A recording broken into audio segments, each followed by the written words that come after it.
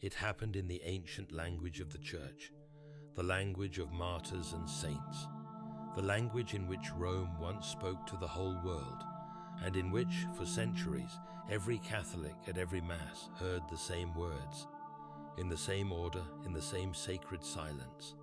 The Latin Mass had not been celebrated at the altar of the chair inside St. Peter's Basilica for years. Then came October 25, 2025. Cardinal Raymond Burke stood at that altar. Around him gathered pilgrims who had traveled from across the world, people who had carried the ancient rite in their hearts through years of restriction, through years of uncertainty, through years of wondering whether Rome still had a place for them.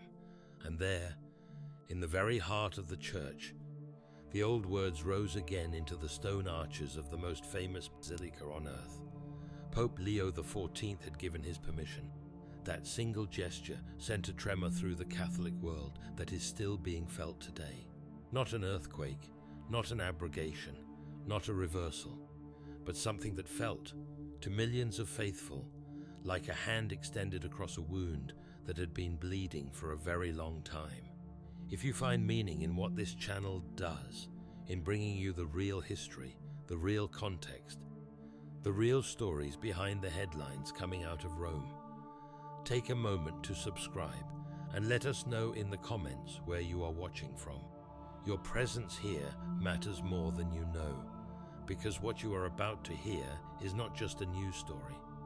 It is the story of a fracture inside the Church that runs deeper than most people realize, and of a new pope who seems to understand, perhaps better than his immediate predecessor, how much that fracture has cost. To understand what Leo XIV's words mean, you have to go back, all the way back. The Mass that traditionalists love, the one they call the Tridentine Mass, or the traditional Latin Mass, or simply the Old Mass, is not a relic invented by nostalgic conservatives in the 20th century. It is the fruit of more than 1,000 years of liturgical development, codified and standardized by the Council of Trent in the 16th century in response to the Protestant Reformation. Trent ran from 1545 to 1563, and one of its enduring gifts to Catholic civilization was a unified, reverent rite of Mass that would be celebrated from Manila to Mexico City, from the cathedrals of France to the mission churches of Peru, with the same sacred texts, the same gestures, the same silences. That history is essential to understanding why what happened at Vatican II cut so deeply. The Council opened in October 1962 under Pope John XII and concluded in December 1965 under Pope Paul VI. Among its many initiatives was a project of liturgical renewal, an effort to make the Mass more accessible to modern Catholics, more participatory, more culturally connected to the people in the pews. The Constitution on the Sacred Liturgy, Sacrosanctum Concilium, called for reform rooted in tradition, gradual, organic, not a demolition of what had come before. What happened in the years that followed was one of the most contested questions in modern Catholic history. The liturgical reform that produced the Mass of Paul VI in 1969 went further than many of the Council Fathers had envisioned. Historians and theologians who have studied the process carefully, figures like Mizger Klaus Gamba, whose work Benedict XVI himself praised, concluded that the post-conciliar changes represented something closer to a rupture than a development. The priest turned to face the congregation. Latin receded. The silences shortened. The sense of the Mass as a sacrifice gave way to a language of meal and assembly. For millions of Catholics, the change was welcome. For millions of others, it was a grief that never healed. For 4 centuries, that older Mass, the Mass of Pius V, standardized through the 1962 Missal of John XI, was what Catholics meant when they said Mass. It was the rhythm of their weeks and their years. It was what their grandparents had known, and then it was gone. Those who loved the old Mass did not disappear. They kept gathering, sometimes without permission, sometimes in private homes and rented halls, sometimes in direct tension with their bishops and with Rome. Archbishop Marcel Lefebvre of France became the most famous champion of the old rite, eventually founding the Society of St. Pius X, the SPX, and ordaining bishops in 1988 without papal mandate, an act that resulted in his excommunication and a schism that has never been fully resolved. The story of the Latin Mass in the 20th century is the story of a wound that the Church never quite knew how to close. Then, in 2007, Benedict XVI did something that no one had quite expected. On July 7, 2007, Pope Benedict XVI issued Summorum Pontificum, an apostolic letter that effectively liberated the Old Mass. Under its provisions, any priest of the Latin Church could celebrate the Tridentine Mass privately without requiring permission from his bishop. In parishes where a stable group of the faithful asked for the old rite, pastors were urged to receive their requests favorably. The 1962 Missal, Benedict declared, had never been abrogated, and now both forms of the Roman Rite, the old and the new, could coexist in what he called an enriching mutual relationship. The effect was electric. In the 10 years following Summorum Pontificum, the number of traditional Latin Masses celebrated on Sundays around the world doubled. Young people who had never lived through the Council began discovering the ancient rite, its silence, its reverence, its theological density, and finding in it a home they had not known they were looking for. Communities formed, schools opened. A generation that had grown up with guitars and felt banners suddenly found themselves drawn to Gregorian chant and incense and the quiet drama of a priest standing at the altar with his back to the world, speaking to God on their behalf. For 14 years, the faithful who loved the old Mass lived in a kind of cautious hope. There were tensions, arguments, communities that used the old rite as a banner of resistance rather than a home of prayer. But there was space, there was permission, there was the sense that Rome understood. Then came July 16, 2021. On that day, Pope Francis issued Traditionis Custodes. The document, whose title means Guardians of the Tradition, did not abrogate the old Mass, but it came very close.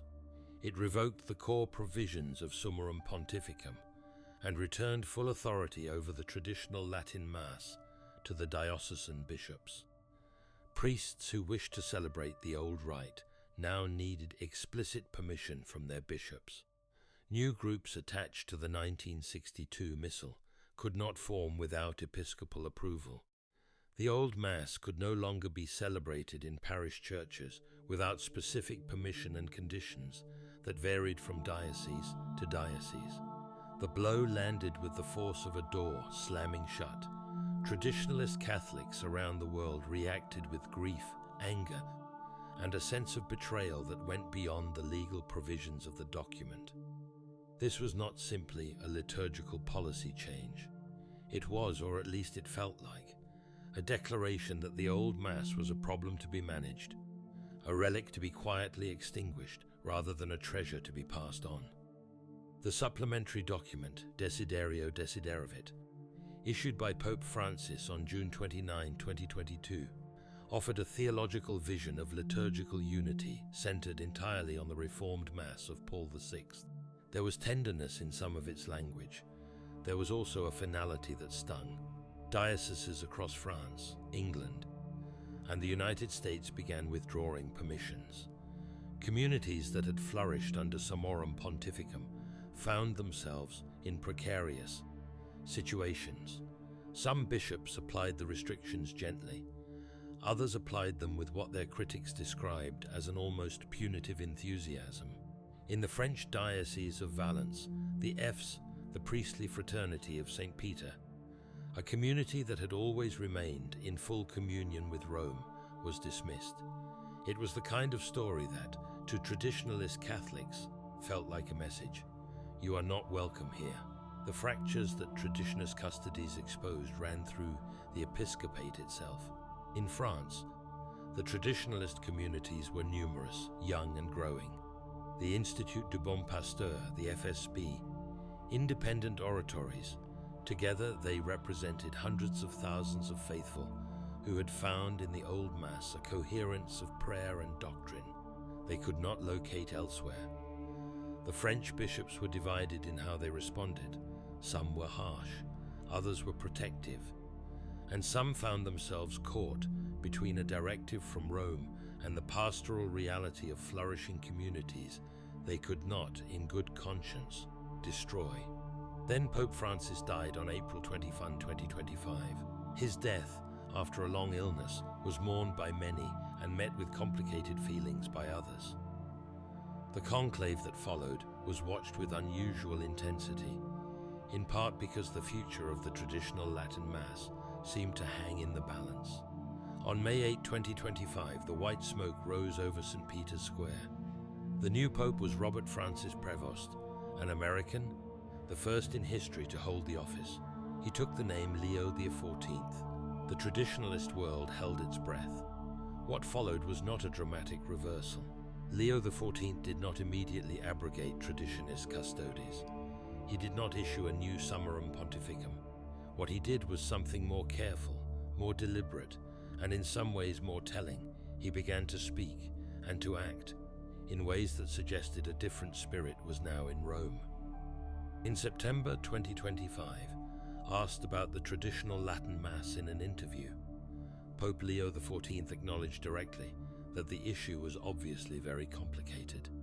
He lamented that the liturgy had become a political tool, a symbol of division rather than a source of communion. He did not condemn those attached to the old rite. He spoke about the Mass with the gravity of a man who understood that what was at stake was not just a set of rubrics, but the interior lives of millions of faithful Catholics. Then came October 25, 2025. Cardinal Raymond Burke, one of the most prominent defenders of the traditional Latin Mass in the College of Cardinals, stood at the altar of the chair in St. Peter's Basilica and celebrated the Tridentine Mass. He did so with the explicit permission of Pope Leo XIV, granted to the pilgrims of the annual Ad Patricidem pilgrimage. It was not a small gesture. The altar of the chair is one of the most symbolically charged spaces in the entire basilica. For the pilgrims present, and for those who followed the news from a distance, the permission felt like a signal. Careful, yes, and measured, but unmistakable. The traditionalist media noticed immediately. Rohit Cayley covered the permission with a tone of cautious but genuine hope. Catholic World Report asked what the gesture meant in the broader picture of Leo XIV's approach to the liturgy. The Washington Times noted that Cardinal Burke had celebrated the Old Mass in St. Peter's in what it called a sign of hope for traditionalists. Hope, not certainty. Possibility, not promise. But after the years that had come before, even hope felt significant. What followed deepened that signal further. In March 2026, Pope Leo XIV wrote to the French Episcopal Conference gathered in Lourdes for their spring plenary assembly. The letter was conveyed by Cardinal Pietro Parolin, the Vatican Secretary of State, and its contents were understood by all as reflecting the Pope's own thinking. The letter lamented that a painful wound continues to open within the Church, a wound over the very sacrament that should be the source of unity. It called on the French bishops to find solutions that allow for the generous inclusion of those sincerely attached to the Vitus Ordo, the old rite, in respect for the directions of the Second Vatican Council. Generous inclusion. Those two words traveled fast. They were noticed and quoted and analyzed on Catholic blogs and in Catholic newspapers within hours of the letter being made public. America Magazine reported them. Crux reported them. The Catholic World Report reported them. The National Catholic Register quoted Cardinal Parolin, describing the Pope as particularly attentive to the growing number of communities attached to the traditional rite. What Leo XIV has not done is abrogate Traditionis Custodes. He has not restored the broad permissions of Summorum Pontificum by formal decree. He has, according to the Apostolic Nuncio to Britain, indicated that he will grant 2-year dispensations to bishops who request them, a provision that falls short of full liberalization, but represents a different disposition from what came before. The traditionalist reading of all this is not uniform. Some are grateful and hopeful. Some are cautious, waiting to see whether gestures and letters translate into lasting policy. Rorate, Cayley, and 1 Peter 5 note that the structural situation remains unchanged, that communities are still dependent on episcopal goodwill, that permissions remain fragile, and that what feels like a warming of the climate has not yet become a change in the law. They are right to be careful. History has taught them that. What all of these observers share is a trained wariness. They have watched Rome issue warm signals before, and seen those signals evaporate when the policy machinery caught up to the gesture. Leo XIV has not resolved the underlying theological question of whether the two forms of the Roman Rite can coexist in genuine mutual enrichment. What he has done is refuse to treat it as already settled, which is itself a kind of answer, and a meaningful one. But there is something else at work here, something that goes beyond the legal provisions and the diplomatic signals. It is a question of tone, of posture, of what a pope communicates when he speaks about people he disagrees with. Pope Leo XIV has not treated the faithful who love the old Mass as a problem to be solved or a faction to be neutralized. He has spoken about the wound in the Church as a shared wound, one that belongs to everyone, not just to the traditionalists. He has used the word inclusion, not containment. He has given permission for the old Mass in the very heart of Peter's house. For millions of Catholics who had been made to feel, in the years after Traditionis Custodes, that their love for the ancient rite was somehow embarrassing to the institution, a sign of bad faith, a political act, a failure to accept the council, that change of tone is not nothing. It is, in fact, everything. The traditional Latin Mass has survived emperors and reformations and schisms and the slow erosion of centuries. It has survived the upheaval of Vatican II and the abrupt shifts of Traditionis Custodes. It has been carried forward by priests who risked their careers to say it, and by lay people who drove hours each Sunday to attend it. It has been passed from parents to children, in defiance of every administrative inconvenience the institution could place in their path. The faithful who love this Mass do not love it because it is old. They love it because, in its silences and its Latin and its altar rails and its prayers whispered to God, they encounter something they cannot find anywhere else. They encounter the trembling sense that what happens at that altar is not primarily a human gathering, but a divine act. The sacrifice of Calvary, made present again, as it has been made present for 2,000 years, across every culture and century that has ever received the faith. Pope Leo XIV seems to understand that. And in a church that has spent the last several years treating that understanding as suspect, his quiet signals, a permission granted here, a letter written there, a word of generous inclusion spoken at the right moment, are landing with the weight of something much larger than their immediate occasion. The wound in the Church over the Latin Mass is old and deep. It will not be closed by a single letter or a single symbolic Mass in St. Peter's Basilica. It will require patience and dialogue, and bishops willing to be generous when generosity asks them to set aside their own preferences. It will require the kind of pastoral imagination that can hold the ancient and the renewed together in the same household of faith. But for the first time in years, the faithful who have waited are looking toward Rome with something other than dread. They are looking with hope, and in the life of the Church, as in the life of the soul, hope is where everything begins.